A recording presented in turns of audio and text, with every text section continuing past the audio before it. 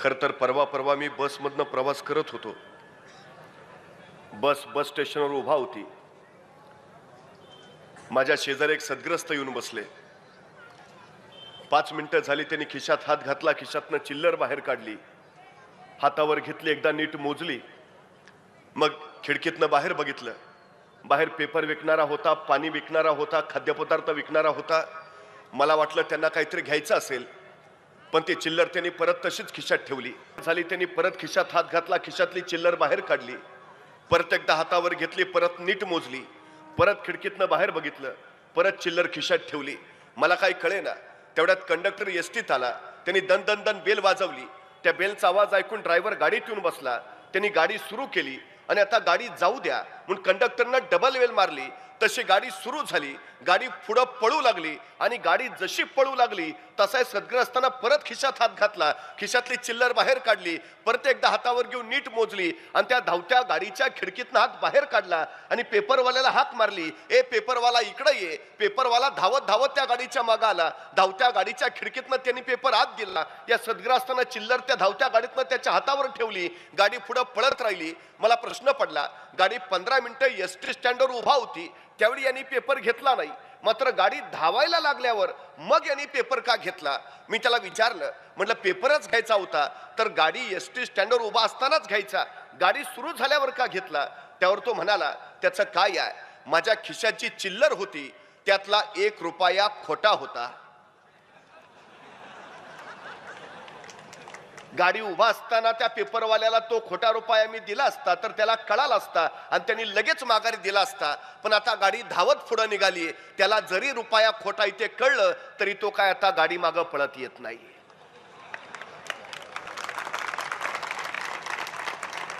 मला त्या सद्ग्रस्ताचं मोठं कौतुक वाटलं. गाडी पळत होती, तो पेपर वाचत होता. 15 मिनिटं झाली आणि पेपर वाचता वाचता अचानक तो सद्ग्रस्त हसायला लागला. मी म्हटलं आता काय झालं? तो म्हटला काही नाही, त्यांनी पेपर कालचाच दिलाय.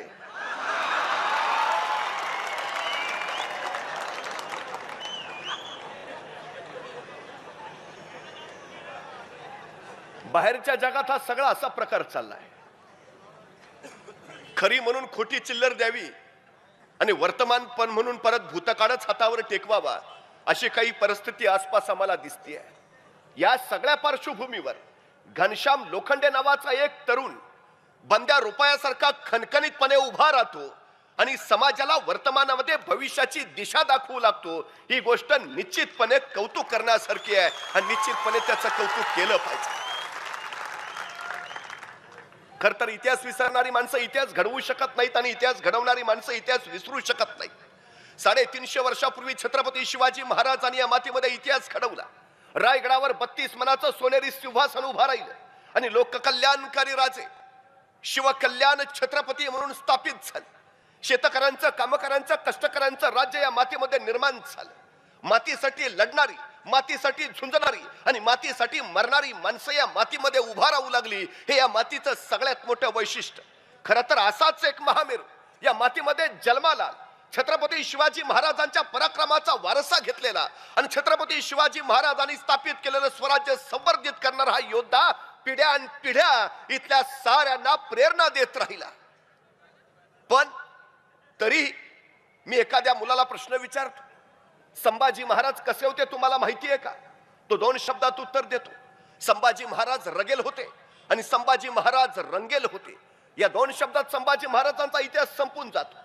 खरा इतिहास काय आहे, खरी वस्तुस्थिती काय आहे? नानो आरोपांच्या फैरी संभाजीराजांवर चढल्या, अनेक गोष्टी संभाजीराजांबद्दल सांगितल्या, पण खरा वस्तुपाठ काय, खरा इतिहास काय? 14 मे 1657 पुरंदरावर एका शिवरत्नाचा जन्म झाला आणि आपल्या ज्येष्ठ पुत्राची याद म्हणून मासाहेब जिजाऊंनी त्यांचं नामकरण केलं संभाजी. बघता बघता संभाजींच्या बाल्यनानी सगळ्यांची मन हरकू लागली, पण त्याचवेळी नियतीनं गलती केली. अवघा 2.25 वर्षाचं वय असताना संभाजी राजांच्या मातोश्री सईबाई महाराणी साहेबांचं निधन झालं. डोईवरनं मातृत्वाचं छत्र हरपलं. पिता शिवाजी राजे तर पाठीला मरद म्हणून मुलुकभर दौड घेणारे पित्याची छत्राच्या वाट्याला यावी कशी, अशा वेळी सामने आल्या जिजाऊ. अजून दुसरा शिवाजी घडवायचं सामर्थ्य या जिजाऊत नक्कीच आहे संगत. आणि जिजाऊ नावाच्या चलत्या बोलत्या विद्यापीठामध्ये संभाजी राजांचं बालपण सावरलं गेलं. संभाजीराजे चालणं बोलणं शिकले, संभाजीराजे लिहिणं वाचणं शिकले, संभाजीराजे नाना कला नाना विद्या याच्यामध्ये तेज तर्रा पारंगत झाले. धर्मशास्त्र, अर्थशास्त्र, नीतिशास्त्र, समाजशास्त्र, राज्यशास्त्र याच्यामध्ये संभाजीराजे पारंगत झाले. 1 नाही 2 नाही 3 नाही 4 नाही 5 नाही 6 नाही 7 नाही 8 नाही 9 नाही 10 नाही 11 12 13 14 15 16 भाषा यायला लागल्या संभाजीराजांना. मराठी येते, हिंदी येते, उर्दू येते, कन्नड येते, तामिळ येते, हिब्रू येते, पाली येते, संस्कृत येते. एवढंच नाही, हेनरी ऑक्झँडर लिहून ठेवतो या छोट्या युवराजाला इंग्रजी सुद्धा येते. 350 वर्षापूर्वी माझा संभाजीराजा इंग्रजीत सुद्धा तेज आणि तरबेज आहे. नुसत्या या भाषा येतच नाहीयेत, या अनेक भाषांमधून संभाजी महाराजांनी काही काव्यग्रंथ लिहिले. राजकारणाची चर्चा करणारा बुधभूषणम, नायिका भेद, नकशिका तर अध्यात्माची चर्चा करणारा 7 शतक हे ग्रंथ संभाजी महाराजांनी लिहिले. वयाच्या 14व्या वर्षी संस्कृत मधून बुधभूषणम नावाचा ग्रंथ लिहिलेला संभाजी महाराजांनी या बुधभूषणम मध्ये श्री गणेशाचं वर्णन संस्कृत मधून केलंय. काय लिहितात संभाजी महाराज? पद पदम पत्र समचरण जंग जिमिकन ककर बाकर ना बिललित कबीर उदर लंबित विशालवर उर दीर्घ मुंडी कर देत चारी फल एक दंतर सुंड लवत हरी जात सकल मल. वयाच्या 14व्या वर्षी संस्कृत मधून श्री गणेशाचं संभाजी महाराजांनी केलेलं हे वर्णन आहे. बुद्धीची आवड जोपासलीच, पण त्याचवेळी व्यायामाची आवड सुद्धा जोपासली. मलकाम, भालाफेक, दानपट्टा, घोडेस्वारी, तलवारबाजी याच्यामध्ये संभाजीराजे माहिर झाले. तत्कालीन काळात घोड्याला बेभान पळवणारा आणि रणांगणावर एका पायावर वळवणारा एकाच योद्धा होऊन गेला. त्या योद्ध्याचं नाव होतं संभाजी. ही कला परत दुसऱ्या कुणाला कधी जमलीच नाही. बघता बघता 8.5 वर्ष वय झालं संभाजीराजांचं, आणि त्याचवेळी महाराष्ट्रावर मिर्झा राजा जयसिंगाचं आगमन झालं. शिवरायांना नाईलाजानं तह करावा लागला. पुरंदर असा 23 किल्ले बहाल केले गेले. पण त्याच वेळी मिर्झा राजा पुटपुटला. शिवाजीराजे आपले पुत्र संभाजी आमच्याकडे ओलीस म्हणून राहतील, आणि कडाडले राज नाही मिर्झा, हे राजकारण नव्हे. आणि छदमी हसत मिर्झा म्हणाला, शिवाजीराजे हे राजकारणच आहे. आणि वयाच्या 8.5व्या वर्षी संभाजीराजे मोगलांकडे ओलीस राहिले नव्हे. वयाच्या 8.5व्या वर्षी संभाजीराजांचा प्रत्यक्ष राजकारण प्रवेश झाला. यथाकाल औरंगजेबानं मनसबी धाडल्या. शिवाजीराजांना 5000 तर संभाजीराजांना 7000 मनसबदार बनवलं गेलं. म्हणजे पित्यापेक्षा पुत्राला 2000ची मनसब अधिक. जणू त्या औरंग्याला आधीच कळालं होतं की पित्यापेक्षा पुत्र सवाईच निपजणार आहे. पण त्याच वेळी औरंगजेबाचा 50वा वाढदिवस आग्र्याला मोठ्या थाटात साजरा होणार होता. सगळ्या मनसबदारांना आमंत्रण धाडली गेली, आणि मनसबदार म्हणून त्या आमंत्रण जसं शिवरायांना आलं तसं मनसबदार म्हणून त्या आमंत्रण संभाजीराजांना सुद्धा आलं. आता जावं तर लागणार, मनसबदार म्हणून आग्र्याला पोहोचावं तर लागणार. पण त्याचवेळी शिवरायांना प्रश्न पडला, कसं न्यावं शंभूंना? 8.5 वर्षाची उमर आहे. या उमरीत हा प्रवास सगळा झेपेल? ऊन वारा वादळ पाऊस अरे कशी टक्कर घेईल? पण त्याचवेळी शिवरायांच्या लक्षात आलं, संभाजी म्हणजे एकट्या शिवाजींच्या पोटाला पोर नाही, तो सह्याद्रीच्या कुशीत आणि महाराष्ट्राच्या मुशीत जन्माला आलेला मराठ्याचा पोर आहे. ते धैर्य ते शौर्य त्याच्या टाई आहेच. पण या निमित्ताने संभाजीराजांना मोगली रियासतीचा, मोगली दरबाराचा, मोगली राजकारणाचा अगदी जवळून अभ्यास करता येईल म्हणून शिवरायांनी त्यांना सोबत घेतलं. आणि या मुलकापासून आग्र्या मुत्रेपर्यंतच्या मुलकापर्यंतचा तो वैराण वनवास भोगत संभाजीराजे शिवरायांसोबत आग्र्यात पोहोचले. या तगाला औरंगजेबाच्या दरबारात हजर सुद्धा झाले. पण इथंच औरंगजेबानं जहरी चाल टाकली. शिवाजीराजांना मागच्या रंगेत उभा केलं आणि महाराष्ट्राचा स्वाभिमान उफाळला. भर दरबारात शिवाजी महाराजांनी औरंगजेबाला फटकावलं. असा अपमान शहनशाह हिंदुस्तान गाजी औरंगजेब कुणी केला नव्हता. तो सह्याद्रीच्या नरसिंहानं केला, आणि राजे तिथून तडक निघाले. त्या दिवसापासून शिवाजीराजे औरंगजेबाच्या दरबारात कधी गेले नाहीत. मात्र शिवाजी राजांचे प्रतिनिधी म्हणून संभाजीराजे मात्र औरंगजेबाच्या दरबारात येत जात राहिले. एके दिवशी भर दरबारात औरंगजेबानं या 9 वर्षाच्या शंभूराजांना विचारलं, संभाजीराजे आपण उत्तम कुस्ती खेळता असं मी ऐकून आहे, आपण उत्तम मल्लविद्या जाणत असं आम्ही जाणून आहे. मग संभाजीराजे आमच्या दरबारात सुद्धा चांगले चांगले मल्ल आहेत. आमच्या दरबारातल्या एखाद्या मल्लाशी कुस्ती खेळाल का?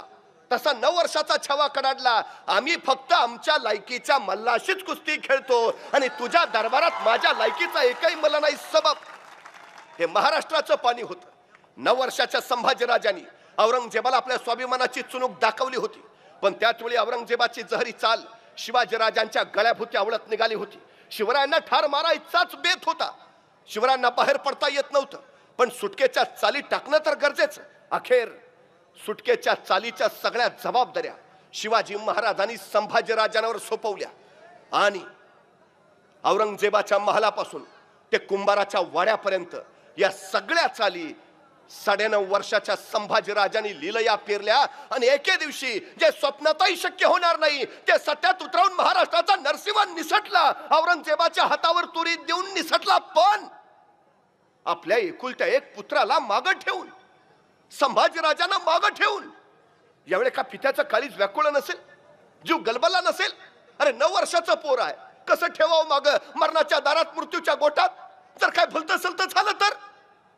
आणि त्याही पेक्षा त्या आई निरोपाच्या क्षणी इवल्याशा शंभूनी विचारलं असतं राजांना, आबासाहेब आम्हाला सोडून एकटेच जाणार? अरे दर्या सुद्धा हटला असता, माग धरणीकंप झाला असता, कोसळला असता आभाळ, जर विचारलं असतं शंभूनी, आबासाहेब आम्हाला सोडून एकटेच जाणार? पण त्या आई निरोपाच्या क्षणी हा 9 वर्षाचा पोर आपल्या पित्याचा हात हातात घेऊन सांगत होता, आबासाहेब आमची फिकीर करू नका, आमच्यापेक्षा महाराष्ट्राला आपली गरज आधी काय, आपण बिंदो किया. आणि पित्याला कळून चुकलं, पुत्र जाणताच झालाय. याचा काल राजे राजगडावर पोहोचले आणि राजगडावर पोहोचल्या राजाने वार्ता उठवली, वाटेत संभाजीराजांचं निधन झालं. वयाच्या 9व्या वर्षी संभाजीराजांच्या पाठीला जे मरण बांधलं गेलं ते इंद्रायणी भीमेच्या तीरावर मरणाला निधड्या छातीनं सामोरं जाईपर्यंत हे मरण संभाजींची सोबतच करत राहिलं. खर तर शिवाजी महाराजांनी जाणीवपूर्वक हुल उठवली. वाटेत संभाजीराजांचं निधन झालं. हीच बातमी औरंगजेबापर्यंत पोहोचली आणि औरंगजेबानं संभाजीराजांचा पाठलाग थांबवला. सबब काशीपंतांच्या सोबत संभाजीराजे सुखरूप रायगडावर येते झाले. पण गेलेले शंभूराजे वेगळे होते, परत आलेले शंभूराजे आता झाले होते जाणते परिपक्व. मोगली रियासतीचा, मोगली दरबाराचा, मोगली राजकारणाचा अगदी जवळून अभ्यास केलेले. बघता बघता शिवाजी राजांनी संभाजीराजांना दान प्रमुख म्हणून जबाबदारी दिली. मंत्र्यांच्या विरोधाचे खटले यायचे, त्याचे निकाल आता संभाजीच्या न्यायालयापुढे होऊ लागले. धर्मावरचे जे खटले शिवरायांच्या धर्मपीठापुढे यायचे त्याचे निकाल सुद्धा आता धर्मपंडित संभाजीराजे देऊ लागले. बघता बघता संभाजींचं वय झालं 14 वर्ष आणि एके दिवशी शिवाजी महाराजांनी विचारलं, संभाजीराजे तुम्ही लेखणी तेच चालवता, पण तुमची तलवार आणि कडाडला छावा. आज्ञा द्यावी आबासाहेब. आणि आज्ञा सुटली. गुजरात खंबायत प्रांत टिपण्याची आणि काळ्या कबिने ढगामध्ये पाण्याचा लोट उरात घ्यावा, तसा शौर्याचा लोट उरात घेऊन छावा कोसळला. गुजरात टिपला, खंबात लुटलं, मामे जादुरा खासे कैद केले. संभाजींच्या युद्धनीतीने अनेकांच्या नजरा विस्पारल्या. बघता बघता जीत हासिल झाली. वार्ता राजांना कळाली आणि कडाडले राजे, द्या 32 तोफांना, आमचा बछडा खाशी जीत घेऊन येतोय. आणि स्वराज्यावर संभाजींच्या पराक्रमाची पहिली मुद्रा उमटली. संभाजींची शमशेर तेजाळू लागली. एका पित्याला याहून आधी काय हवं असतं? शिवरायांना पुत्र हवा होता, स्वराज्य वाढवणारा. शिवरायांना पुत्र हवा होता, पराक्रमी, रयतेची काळजी घेणारा. संभाजी राजांच्या रूपात तो तयार होऊ लागला होता. आता शिवाजीराजे फक्त मोहिमा आखायचे आणि रणांगणावर त्याची अंमलबजावणी संभाजीराजे करायची. स्वराज्याच्या सीमा संभाजीराजांच्या समशेरी वाढवत राहिल्या. बघता बघता स्वराज्य वाढत वाढत वाढत राहिलं. संभाजींचं वय झालं 17 वर्ष. महाराष्ट्र तेवढ्या आनंदून गेला होता. रायगड तर अगदी ओला चिंब झाला होता. 750 वर्षाचा पारतंत्र्याचा अंधार हटणार होता आणि रायगडाच्या माथ्यावर स्वातंत्र्याचा सूर्य प्रकटणार होता. राजे छत्रपती होणार होते आणि झाले झाले झाले. राजे छत्रपती झाले. या म्लेंच पातशाहीमध्ये एक मराठा एवढा पातशाह झाला. ही गोष्ट काही साधी झाली नाही असं बखरकरांनी त्याचं वर्णनही केले. पण त्याच वेळी आणखीन एक गोष्ट घडली. आतापर्यंत मराठे जास्तीत जास्त सरदार होत होते. संभाजी पहिले छत्रपती पुत्र ठरले. आतापर्यंत मराठे जास्तीत जास्त वजीर मिळवत होते. संभाजी पहिले युवराज झाले. स्वराज्याला युवराज मिळाला. आणि खरं तर या घटनेपर्यंत संभाजी राजांवर एकही डाग नाही, संभाजी राजांवर एकही आरोप नाही.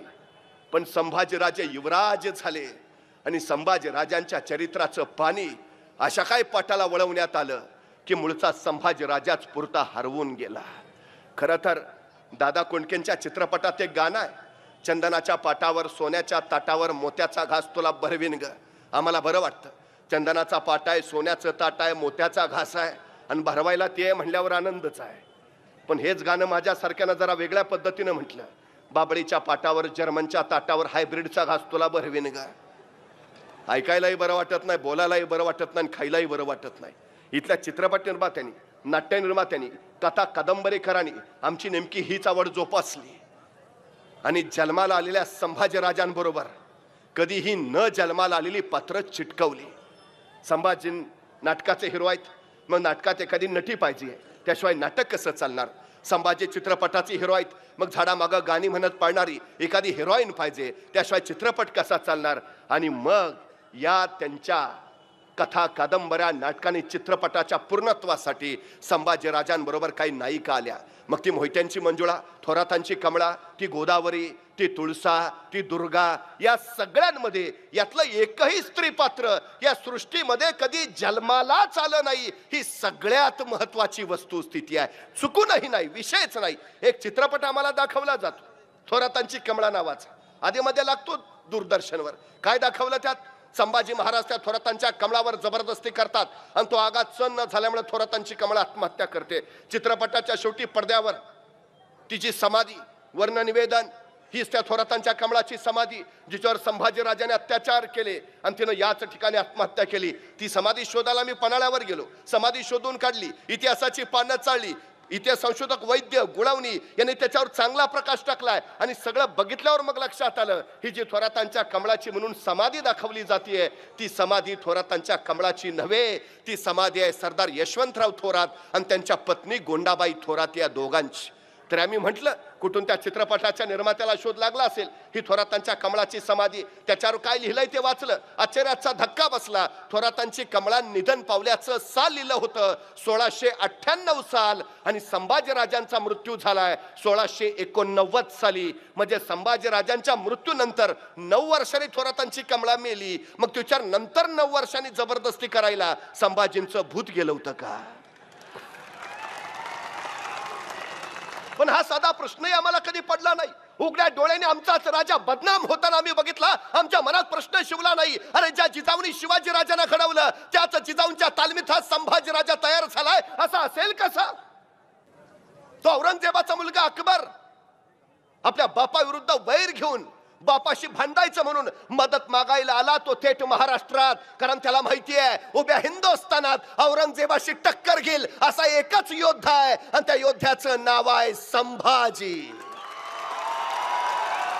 तो इथं आला, रायगडाच्या पायथ्याला पाली, इथं दोघांची भेट झाली आणि या पालीच्या भेटीत संभाजी राजांनी या अकबराला एक मोत्याचा कंटा भेट म्हणून दिला, मैत्रीचं प्रतीक म्हणून.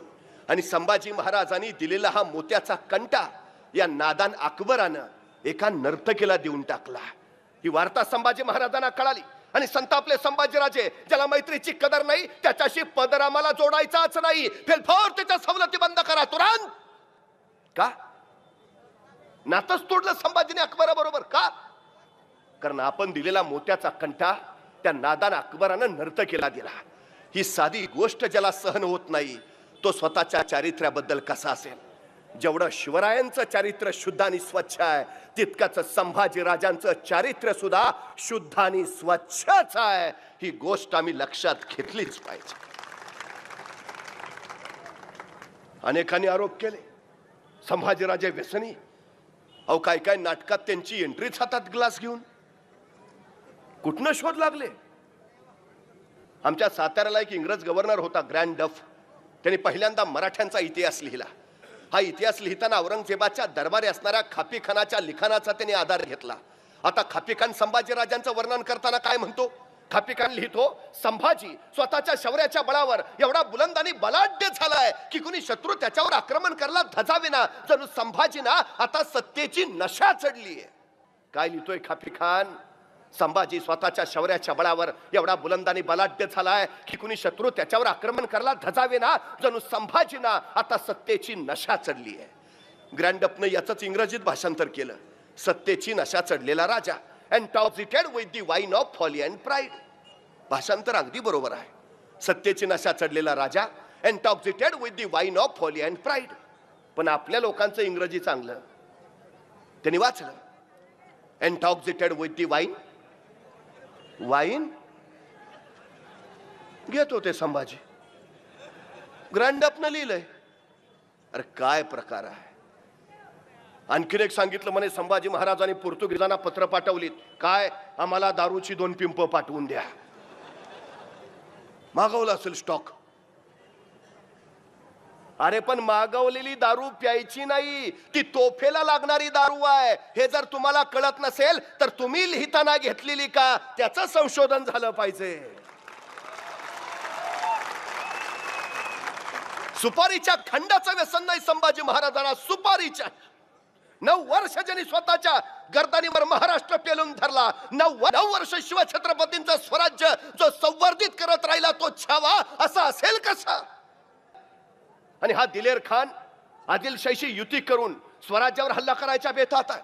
आता मोगल आणि आदिलशाही जर दोघं एक झाले तर स्वराज्य संकटात पडणार होतं. त्यामुळे कसल्याही परिस्थितीत मोगल आणि आदिलशाही यांची युती होऊ न देणं हे शिवरायांपुढचं पहिलं महत्वाचं काम होतं. एका विलक्षण युक्तीची गरज होती आणि महाराजांनी तीच चाल टाकली. शिवाजी महाराजांनीच संभाजींना दिलेर खानाकडे पाठवलं. आता संभाजीच दिलेर खानाकडे गेले आणि संभाजींनी दिलेर खानाचा रोख स्वराज्याच्या ऐवजी आदिलशाहीकडे वळवला. आदिलशाहीच्या पायाखालची वाळू सरकली आणि तो सरळ शिवाजी महाराजांना शरण आला. गोळकोंडा आधीच संभाजींनी पायाशी आणला होता, आता आदिलशाह आला. म्हणजे दक्षिणांची दक्षिण दक्षिणेत राहावी हा शिवरायांचा डाव यशस्वी झाला आणि या यशस्वीतेचे मानकरी होते संभाजीराजे. हे जे केलं सारं ते संभाजीराजांनी. संभाजींनी दिलेर खानाकडे पळून जाणं ही शिवाजी महाराजांचीच राजकीय चाल होती आणि स्वराज्याच्या हितासाठी संभाजी महाराजांनी ती जबाबदारी पार पाडली, ही वस्तुस्थिती. आता काय काय लोक म्हणतात, पण शिवाजी महाराजांचं राजकारण असंच राहिलंय. ते गणेवाडीला जातो म्हणून सांगतात, सुरतेची लूट करून येतात, ते संभाजींचं निधन झालं म्हणून सांगतात आणि संभाजींना सुखरूप रायगडावर घेऊन येतात. शिवाजी महाराजांच्या राजकारणाच्या ज्या ज्या जबाबदाऱ्या संभाजीराजांच्या शिरावर पडल्या त्या त्या साऱ्या संभाजीराजांनी लीलया पेलल्या, ही सगळ्यात मोठी वस्तुस्थिती आहे. आणखीन एक आरोप केला जातो, संभाजीराजे पन्हाळ्यावर कैदेत होते त्यामुळे ते शिवाजी राजांच्या मृत्यू प्रसंगी उपस्थित नव्हते, राजारामाच्या लग्नाला हजर नव्हते. वस्तुस्थिती काय, संभाजी महाराज उभ्या आयुष्यात कधीही कैदेत नव्हते, अजिबात नाही. मग ते राजारामाच्या लग्नाला का नाही आले, ते शिवाजी महाराजांच्या मृत्यू प्रसंगी का उपस्थित नव्हते, याचं कारण असं, त्यावेळी संभाजी महाराज बुर्हानपुराच्या स्वारीत लढण्यात गुंतलेले होते आणि लढणाऱ्या माणसाला कुणाच्या लग्नाची अथवा आजारपणाची बातमी दिली जात नाही. का देणार होते बातमी, आणि बुर्हानपुरात लढता लढता संभाजीराजे असे म्हणले असते शत्रूला, जरा थांबूया का 2 दिवस लढाई, भावाचं लग्न आहे उरकून येतो आणि मग राहिलं लढतो. अरे काय चाललंय, बुर्हानपुरात लढण्यात गुंतलेत म्हणून ते लग्नाला नाही. साधारण मार्चच्या शेवटच्या आठवड्यात संभाजीराजे परत आलेत आणि 3 एप्रिल 1680 शिवरायांचं निधन झालं. सारा महाराष्ट्र कोसळून पडला.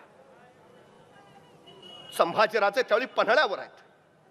धर्मशास्त्र असं सांगतं की नवा राजा केल्याशिवाय जुन्या राजाचं प्रेत दहन करता येत नाही. संभाजीराजे परत येतो उशीर झाला असता म्हणून तातडीनं राजारामाला मंचकारोहण करून शिवाजी महाराजांचे अंत्यविधी करण्यात आले. पण याच वेळी रायगडावर काही कुटील मंत्र्यांनी डाव आखला. संभाजी शौर्यशाली, संभाजी पराक्रमी, संभाजी धर्मपंडित, संभाजी तत्वज्ञ, संभाजी शिवाजीराजे हयात असतानाच आपल्याला जुमानत नव्हते. आता जर छत्रपती झाले तर आपलं अस्तित्वच राहणार नाही अशी भीती काही मंत्र्यांना वाटली आणि त्यांनी पन्हाळ्यावर संभाजींना कैद करायचा डाव घातला. हंबीरराव मोहितेंना निरोप धाडला. आता हंबीरराव म्हणजे सोयराबाईंचे सख्खे बंधू, राजाराम म्हणजे हंबीररावांचा भाचा, कुठल्या मामाला वाटणार नाही आपला भाचा गादीवर येऊ नये. हंबीरराव मदत करतील. सगळं मंत्रिमंडळ हंबीररावांकडे गेलं. हंबीरराव मदत करायला तयार झाले, कैद करायला पन्हाळ्यावर पोहोचले आणि इथंच हंबीररावांनी उलटवला.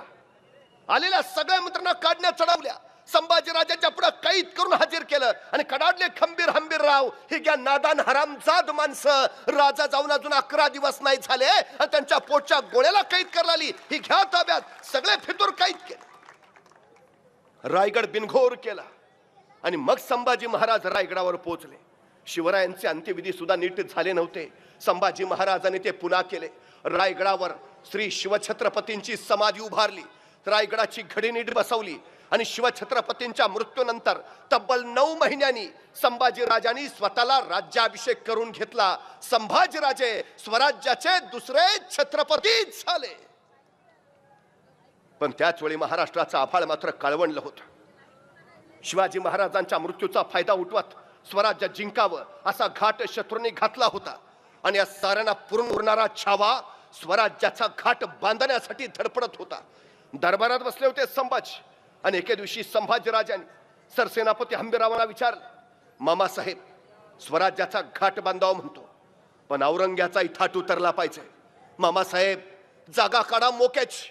आणि कडाडले हंबीरराव, राज एक जागा आहे मोक्याची, मुघलाचं नाकच जणू.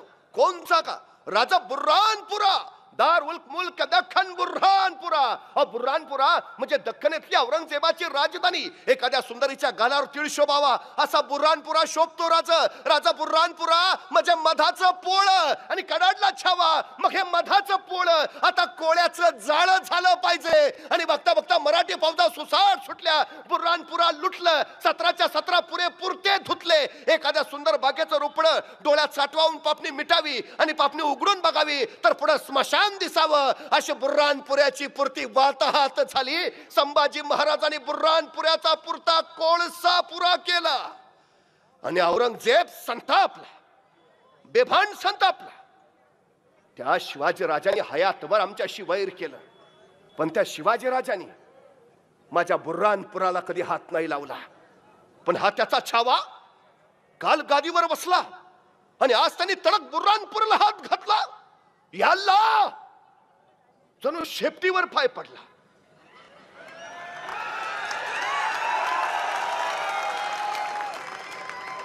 बुर्हानपुरा म्हणजे औरंगजेबाचं हळवं काळीच पान.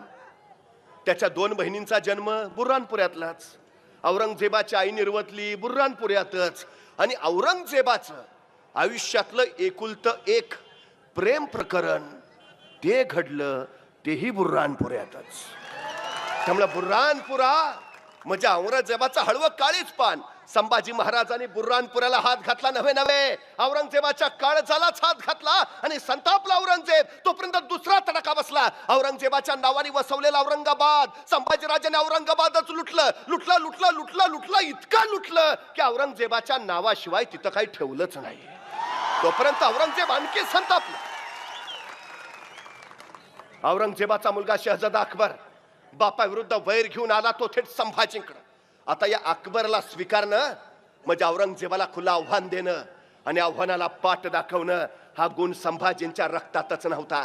दिल्लीच्या राजकारणासाठी संभाजी महाराजांनी अकबरला जवळ केलं आणि जणू औरंगजेबाच्या डोळ्यात मिरची पूड पडली. संतापला, उफाळला बेभान आणि उचलली तिने आपली पावलं काशी दख्खनेकडं. खोळंबला काळ. काय काय काय घडेल आता?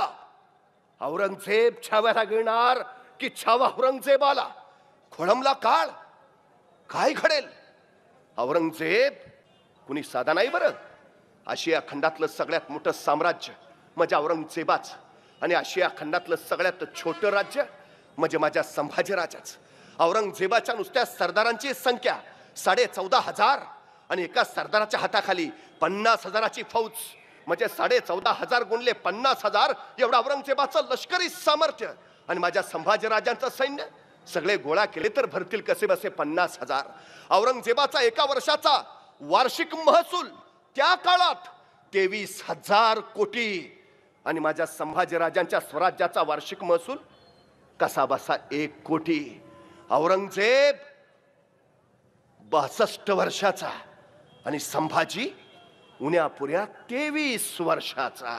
म्हणजे मनभर आहे औरंगजेब आणि कणभर स्वराज्य. मनभर औरंगजेब हे कनबर स्वराज्य चिरडायला टपला, उठला आणि बघता बघता महाराष्ट्रात पोहोचला. नगरला छावणी पडली आणि सगळ्या सरदारांना त्यांनी स्वराज्य खिंडीत पकडायला सांगितलं. सर बुलंद खान, अली खान, फतेह खान, रामसिंग हाडा, भीमसिंग हाडा, शहजादा आझम, मुअज्जम, बेदार बख्त आपल्या फौजागून महाराष्ट्रात आत आत आत घुसले. खासे संभाजीराजे गुढावर मान टाकून या यवनी फौजांशी झुंजायला सज्ज झाले. चोहो बाजूला वनवा पेटला. मोगलांच्या सैन्याशी बेबान टक्कर चालू झाली. चोहो बाजूला बघता आक्रोश किंकाळ्या आरोळ्या, तलवारींचे आवाज आणि बस हर हर महादेवाने जय भवानीच्या किलकार्या. लढत होते मराठे, बेभानपणे झुंजत होते. मोगलांना त्राही भगवान करून सोडत होते. अरे दिवसाच्या 24 तासातले 20 तास घोड्यावर मान ठोकून लढत होता संभाजी. शाडूच्या मातेच्या भाकरी प्रसंगी खात होता संभाजी, पण झुंजत होता, रेटत होता यवन माग, कडडत होता. अरे तलवारीच्या टोकावर भाकरी भाजतात मराठे. औरंग्या तुला भाजायला वेळ नाही लागणार.